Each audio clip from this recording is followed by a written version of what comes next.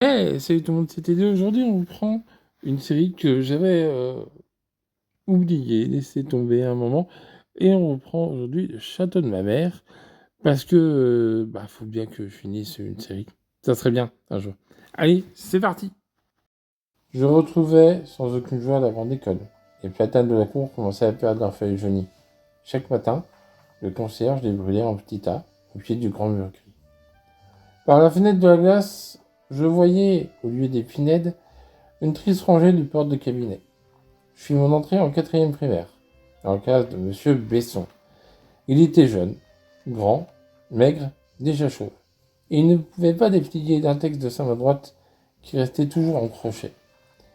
Et il me fit grand accueil, mais m'inquiéta beaucoup en me disant que ma vie entière dépendait de mes études de cette année, et qu'il serait forcé de me serrer la vis, parce que j'étais son candidat au cours des bourses du lycée.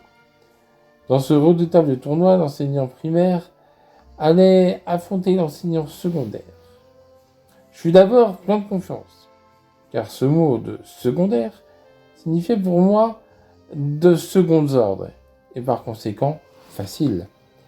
Je m'aperçus bientôt que mon père et ses collègues ne partageaient pas cette opinion, et que ma candidature engageait l'honneur de toute l'école. Cet état-major prit l'affaire en main, à la manière d'une brigade de la police judiciaire, dont les inspecteurs se relaient pour l'interrogatoire d'un suspect. Monsieur Besson, qui me faisait la classe 6 heures par jour, dirigeait l'enquête, centralisait les renseignements. Il me fallut venir à l'école le jeudi matin, à 9 heures. Monsieur Suzanne, maître vénéré de cours supérieur dont la pédagogie était infaillible, m'attendait dans sa classe vide. On m'intriguait par des problèmes supplémentaires. Des trains se rattrapaient, des cyclistes se rencontraient, et un père, qui avait 7 fois l'âge de son fils, voyait fondre son avantage au fil des ans. Vers 11 heures, M. Bonafé venait contrôler mes analyses logiques et m'en offrait de nouvelles, que je serais sans doute incapable de refaire aujourd'hui.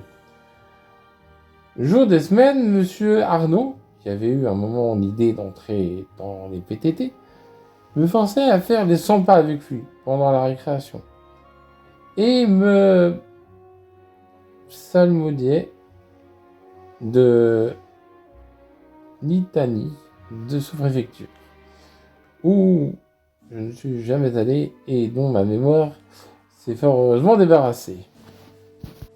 De plus, M. Mortier, qui avait une jolie barbe blonde et une bague en or au petit doigt, confiait parfois ses élèves à mon père, pendant l'étude du soir. Puis il m'entraînait dans sa classe vide et me posait 1000 questions sur l'histoire de France. Cette séance m'intéressait, dans la mesure où elle était romanesque. Courbe la tête, fier, si cambre. La plaisante farce de Rollin, la cage de fer du cardinal de la Balue, la soupe au corbeau et la retraite de Russie. Et ce trop efficace bouton de guêtre dont l'absence nous fit perdre la guerre de 70. Mon père s'était réservé la surveillance de l'orthographe et m'administrait, chaque matin avant mon café au lait, une dictée de 6 lignes, dont chaque phrase était minée comme une plage de débarquement. La soirée que vous avez passée avec nous, nous avons passé une bonne soirée. Les gendarmes que nous avons vus et les soldats que nous avons vus passer.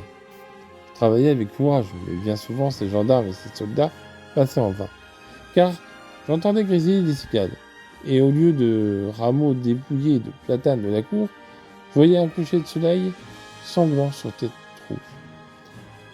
Mon cher Lily descendait les radillons de la Badoc et en sifflant, les mains dans les poches, avec un collier d'ortolan et une ceinture de grives. En classe, quand M. Besson, du bout d'une longue règle, suivait sur la carte murale les méandres d'un fleuve inutile, le grand figuier du jas de bâtisse surgissait lentement du mur. Au-dessus de la masse de feuilles vernies s'élançait la haute branche morte, et au bout, tout au bout, blanche et noire, une pie. Alors, une douleur très douce élargissait mon cœur d'enfant, Et pendant que la voix lointaine récitait des noms d'affluents, j'essayais de mesurer l'éternité qui me séparait de la Noël. Je comptais les jours, puis les heures.